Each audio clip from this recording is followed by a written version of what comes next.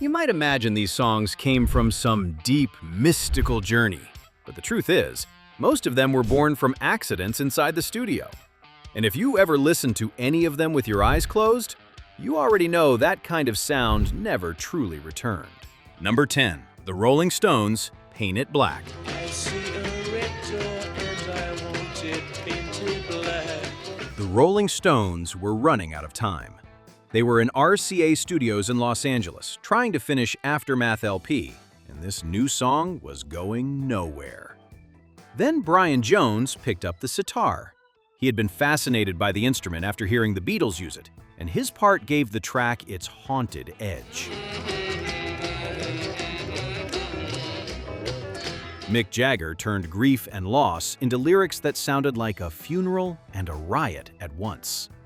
The song reached number 1 on both the Billboard Hot 100 and UK charts. Paint It Black became one of the first major rock hits to put a sitar at the center of the record, and turned the Stones' darkest moment into their most experimental hit. Born from studio pressure and Eastern curiosity, it still sounds like the moment sunlight disappeared from the radio. That sitar still cuts through the speakers, while the lyrics remind us that darkness can be beautiful when you lean into it. Number 9. Status Quo, Pictures of Matchstick Men. Francis Rossi was hiding in the bathroom of his prefab in Camberwell, trying to escape the noise at home. He sat there with his guitar and wrote most of the song on the toilet. The band expected Pictures of Matchstick Men to sit behind Gentleman Joe's Sidewalk Cafe until the single was flipped. Then, the record turned strange.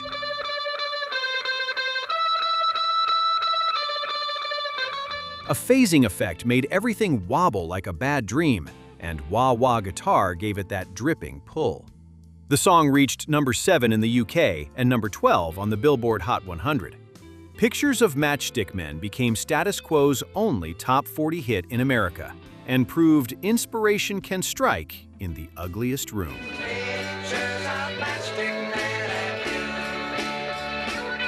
Born from a bathroom escape and a single that nearly stayed on the wrong side, it still feels like wallpaper melting under a nervous guitar. That wah-wah swirl still pulls us in, while the lyrics remind us that escape can be closer than you think. Number 8. The Jimi Hendrix Experience, Purple Haze. Jimi Hendrix was toying with a new guitar riff at his London flat. Producer Chaz Chandler heard it and was knocked out. He told Jimmy to keep working on it, saying, "That's the next single." Hendrix finished the song in the dressing room of that club on December 26, 1966, before a gig.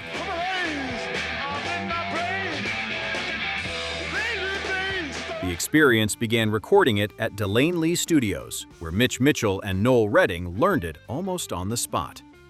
They got the basic track fast, and the rest grew stranger in the studio. The song reached number 3 in the UK and later opened the American version of Are You Experienced?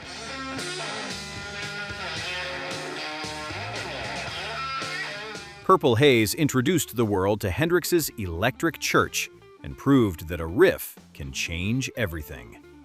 Born from a London flat and a dressing room spark, it still sounds like Jimmy setting fire to the sky. That guitar still feels like a spaceship landing, while the words turn confusion into clarity.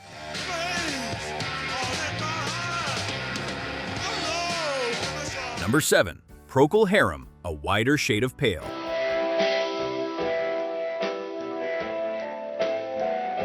Gary Brooker had been working on an instrumental idea that carried the shadow of Bach. Then he opened his mail and found lyrics from Keith Reid. He sat at the piano, sang the words over the theme, and suddenly it had a shape.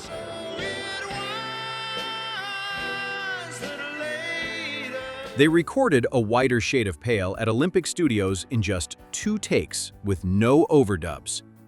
Their lineup was still settling, so session drummer Bill Iden played on the record, giving the track its solemn heartbeat. The song reached #1 in the UK for 6 weeks and #5 on the Billboard Hot 100. Turn the wider shade of pale. A Whiter Shade of Pale became one of the defining anthems of the Summer of Love and sold millions around the world.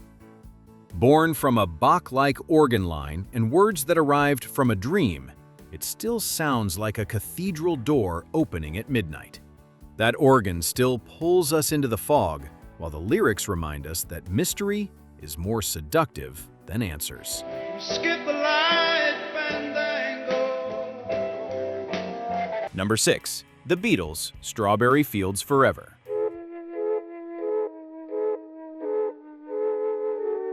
John Lennon was remembering Strawberry Field, the Salvation Army children's home near his childhood in Woolton. He had fragments of a melody that felt like nostalgia turned inside out. Strawberry fields. The band recorded 2 different versions, one slower and dreamier, one heavier and more rhythmic. George Martin and Jeff Emerick had to figure out how to join them together. They slowed one tape and adjusted the other until the takes met in the middle. The song reached #8 on the Billboard Hot 100 and #2 in the UK as a double A-side with Penny Lane. Strawberry fields forever. Strawberry Fields Forever became the first Beatles single in years to miss #1 in Britain. But it changed what pop could be.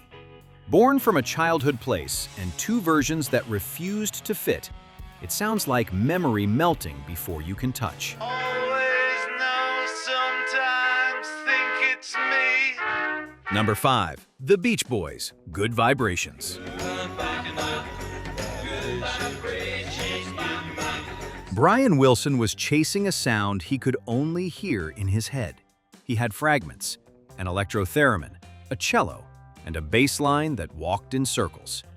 He pieced them together across studios with the Wrecking Crew, building the song in sections before hearing it whole in the mix. His bandmates thought he had lost his mind. The label thought he had lost their money. The song reached #1 on the Billboard Hot 100 and became the most expensive single recorded at that point. Good Vibrations turned Wilson's obsession into a pocket symphony. Born from a man who heard music nobody else could hear, it still feels like sunlight breaking through a machine no one knew how to build. That electronic cry and layered harmony still send chills, while lyrics remind us feeling is deeper than understanding. Where were you when you first heard these gems? Write it below. We read each of them. I'm picking up vibrations. She's giving me. Number 4. The Electric Prunes. I had too much to dream last night. I touched your golden hair and tasted your breath. The band was rehearsing at Leon Russell's house, recording on a 4-track and flipping the tape over to reuse it. Dave Hassinger queued up playback without hitting record, and the monitors were way up. What came out was an ear-shattering jet guitar. Ken Williams, shaking his Bigsby arm with fuzz and tremolo, accidentally played backwards.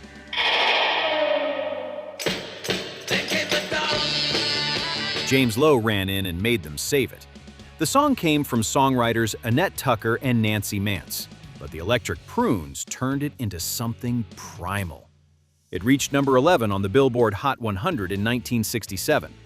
I Had Too Much to Dream Last Night later opened the Nuggets compilation and proved a mistake can become a masterpiece. Born from a tape accident and backward guitar, it sounds like a dream kicking the studio door open.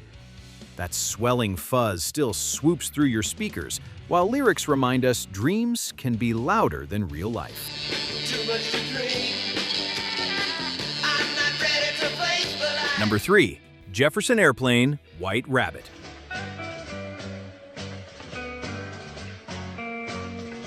Grace Slick was still in her band, The Great Society, playing San Francisco clubs in 1966. She built the song around a slow, climbing feel, inspired by Ravel's Bolero, and pulled images from Lewis Carroll's Alice books. Curiosity, size, pills, and doors that never opened the same way twice. When she joined Jefferson Airplane, she brought White Rabbit with her. They recorded it for Surrealistic Pillow at RCA in Hollywood, with Jerry Garcia as the album's credited musical and spiritual advisor.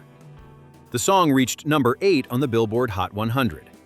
White Rabbit became a defining psychedelic single of 1967 and proved children's stories could become the most adult thing in the room. Born from San Francisco Nights and a melody that kept climbing, it feels like Alice stepping through a door that should not exist. The bass line climbs up, while lyrics remind us curiosity is the first step. Go ask Alice when she's 10 feet. Number 2. The Doors, Light My Fire. Come on, baby, light my fire. Come on, baby. Robbie Krieger was 20 years old, living with his parents in Pacific Palisades. He asked Jim Morrison what he should write about, and Morrison said to write something universal, something that would not disappear in 2 years. Krieger thought of the 4 elements and chose fire. The band recorded it at Sunset Sound as a jazzy piece that stretched past 7 minutes. Radio would never play all that. Girl, we couldn't get much higher. Come on, baby, like Paul Rothchild cut away the instrumental middle, taking out minutes of solos to get the single under 3 minutes. The song reached number 1 on the Billboard Hot 100 for 3 weeks. Light My Fire became the Doors' breakthrough and proved that sometimes you have to wound a song to let it live.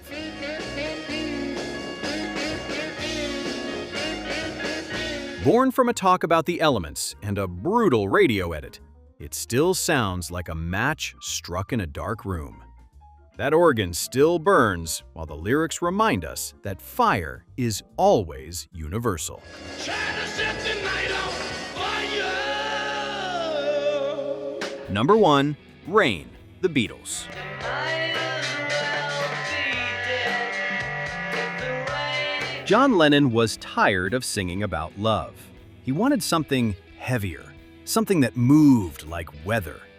The band was experimenting with tape machines, playing recordings backwards, stretching sounds until they broke. Ringo Starr later pointed to Rain as one of his finest recorded drum performances, not just a heartbeat behind 3 guitars. The song was released as the B-side to Paperback Writer, buried on the flip of a hit. But Rain grew legs. It became the track musicians studied, the moment the Beatles stopped being a pop group and started becoming a laboratory. This track, born from a desire to escape the obvious and built around a drum pattern that still sounds impossible, has carried its strange power across 6 decades. Lennon's slurred vocal and those backwards tapes still invite us to listen closer, while the lyrics remind us that escaping the sun is sometimes the only way to see clearly.